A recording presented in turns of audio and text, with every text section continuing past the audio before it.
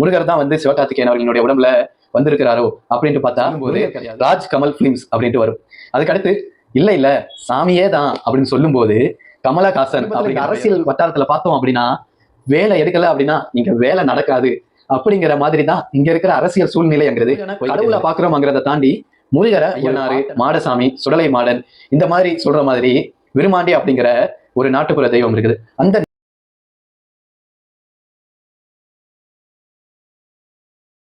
எல்லோருக்கும் வணக்கம்.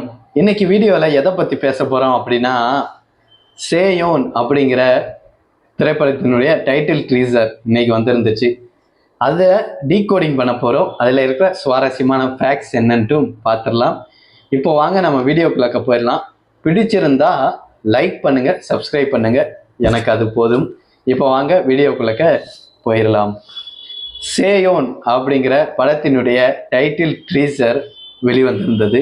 நம்ம சிவகார்த்திகேயன் அவர்களினுடைய நடிப்புல, சிவகுமார் முருகேசன் அவர்களினுடைய இயக்கத்துல, கமலஹாசன், மகேந்திரன் அவர்களினுடைய தயாரிப்புல, சந்தோஷ் நாராயணா அவர்களினுடைய இசையில வரக்கூடிய படம் தான் இந்த சேயோன் அப்படிங்கிற திரைப்படம். சேயோன் அப்படின்னா யாரு அப்படின்னா முருகன் அப்படிங்கிறது எல்லோருக்கும் தெரியும். இப்போ அதை பத்தி பேசுறதுக்கு முன்னாடி படத்தினுடைய அந்த ட்ரீசர்ல இருக்கக்கூடிய சில ரிவ்யூஸை இப்போ நம்ம பார்த்துடலாம்.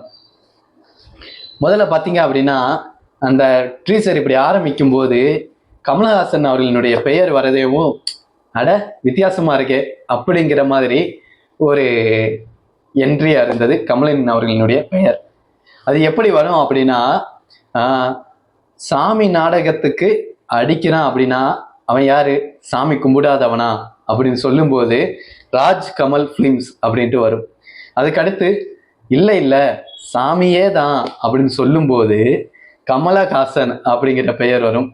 ஏய் பாடுறா, என்ன மாதிரியான ஒரு நேமு, என்ன மாதிரியான ஒரு நேம் கார்டு அப்படின்னு சொல்லும்போது கொஞ்சம் வித்தியாசமா சூப்பரா இருந்தது. அதுக்கு அடுத்து அப்படியே ட்ரீசருக்கு உள்ளக்க போனோம் அப்படின்னா ஒரு கிராமம், அந்த கிராமத்துல திருவிழா நடக்குது. அதுல ஏதோ சம்பவம் ஆகி போயிடுது, சண்டையோ ஏதோ நடக்குது. போலீஸ் வந்து விசாரிக்கிறாங்க. அப்படியே அந்த காட்சி நகருது. அதுல அப்படியே ஹீரோ என்ட்ரி வந்து எப்படி இருக்கு அப்படின்னா, சிவகார்த்திகேயன் அவர்கள் வந்து சாமி ஆடுறாங்க அப்படின்னு சொல்லும்போது டைட்டிலுக்கு ஏத்த மாதிரி முருகர் தான் வந்து சிவகார்த்திகேயன் அவர்களினுடைய உடம்புல வந்திருக்கிறாரோ அப்படின்ட்டு பார்த்தா முருகர் கிடையாது, விருமாண்டி அப்படிங்கிற ஒரு நாட்டுப்புற தெய்வம். கருப்பசாமி, ஐயனாறு, மாடசாமி, சுடலை மாடன் இந்த மாதிரி சொல்ற மாதிரி விருமாண்டி அப்படிங்கிற ஒரு நாட்டுப்புற தெய்வம் இருக்குது. அந்த நாட்டுப்புற தெய்வத்தினுடைய அந்த சாமி ஆடுற மாதிரி தான் சிவகார்த்திகேயன் அவர்கள் அதுல தோற்றம் அளிக்கிறாரு. இப்போ வந்து பாத்தீங்க அப்படின்னா அவர் சாமி ஆடும்போது எதிரிகளை அடிக்கும் போது ஒரு பாட்டி வந்து த ஓஜிஸ் பேக் அப்படின்னு சொல்லுவாங்க. இது எதை ஞாபகப்படுத்துது அப்படின்னா, கமலஹாசன் அவர்கள் இதுக்கு முன்னாடியே விருமாண்டி அப்படிங்கிற ஒரு படமும் எடுத்திருந்தாங்க, நடிச்சிருந்தாங்க. அதை ஞாபகப்படுத்துற மாதிரி அந்த காட்சி வந்து வச்சிருக்கிறாங்க. அது வந்து ஒரு மசாலா அடட் தான். கமலஹாசன் அவர்களுடைய அந்த விருமாண்டி அப்படிங்கிற படம் மாசான படம். இப்போ கமலஹாசன் அவர்களுடைய தயாரிப்புல விருமாண்டி அப்படிங்கிற பெயர் அடிபடும் போது அதுல அப்படி ஒரு மசாலா தூவி கொஞ்சம் பில்டப்பை ஏத்துற ஒரு காட்சி அப்படின்ட்டு சொல்லலாம். நல்லா தான் இருந்தது. இதுக்கு அடுத்து அப்படியே போனோம்னா அப்படின்னா அந்த நாட்டுப்புற அந்த ஊருக்கு ஏத்த மாதிரி, அந்த தெய்வத்துக்கு அந்த காட்சிக்கு ஏத்த மாதிரி நாட்டுப்புற இசைங்கிறதையும் சந்தோஷ் நாராயண் அவர்கள் செமத்தியா கொடுத்திருந்தாங்க. இதுக்கு அடுத்து பாத்தீங்க அப்படின்னா சேயோன் அப்படின்னா யாரு அப்படின்னா, சேயோன் அப்படிங்கிறது முருகரை குறிக்குது. அது என்னப்பா சேயோன், சேய்னா என்ன அப்படின்னா, சேய் அப்படின்னா குழந்தை அப்படின்னு அர்த்தம், மகன் மகள் அந்த மாதிரி வச்சுக்கலாமே, சன் டாக்டர் அந்த மாதிரி. அப்போ சேயோன் அப்படின்னா முருகன் குழந்தையானவன் அப்படின்ட்டு வச்சுக்கலாம். அதை தாண்டி பார்த்தீங்க அப்படின்னா தாயோன் அப்படின்ட்டு சிவபெருமான சொல்லுவாங்க. தாயோன் அவர் அப்படின்னா அந்த தாயோனுக்கு சேயாக இருக்குபவன் சேயோன், சிவனினுடைய சேய் முருகன் அப்படிங்கிற மாதிரியும் அந்த சேயோன் அப்படிங்கிறதுக்கு பொருளும் படுது.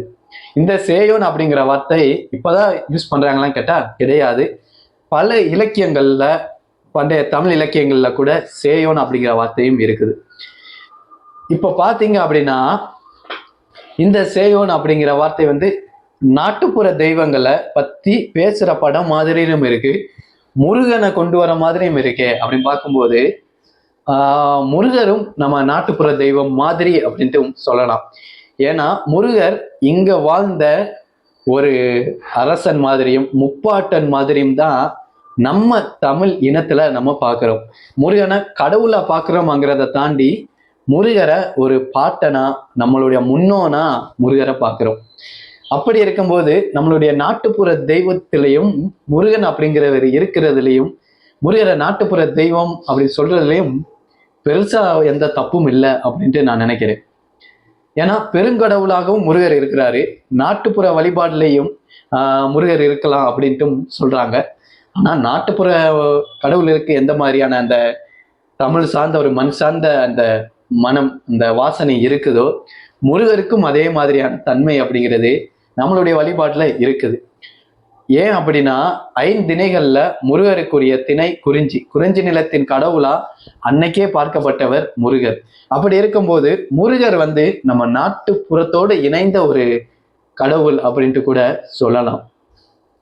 காவடி தூக்குறது, இந்த மாதிரி விஷயங்கள்லாம் முருக வழிபாடுங்கிறதையும் நம்ம நாட்டுப்புற மக்களினுடைய வாழ்வியலை டிபெண்ட் பண்ண மாதிரியான ஒரு வழிபாடு அப்படின்ட்டு கூட எடுத்துக்கலாம்.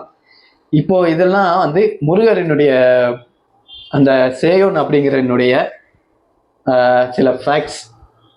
படம் எப்படி இருக்கு அப்படிங்கிறது வரும்போது தான் தெரியும். ஆனா இப்போ சமீபத்துல இந்த அரசியல் வட்டாரத்துல பார்த்தோம் அப்படின்னா, வேலை எடுக்கல அப்படின்னா இங்க வேலை நடக்காது அப்படிங்கிற மாதிரி தான் இங்க இருக்கிற அரசியல் சூழ்நிலைங்கிறது போய்கிட்டு இருக்குது.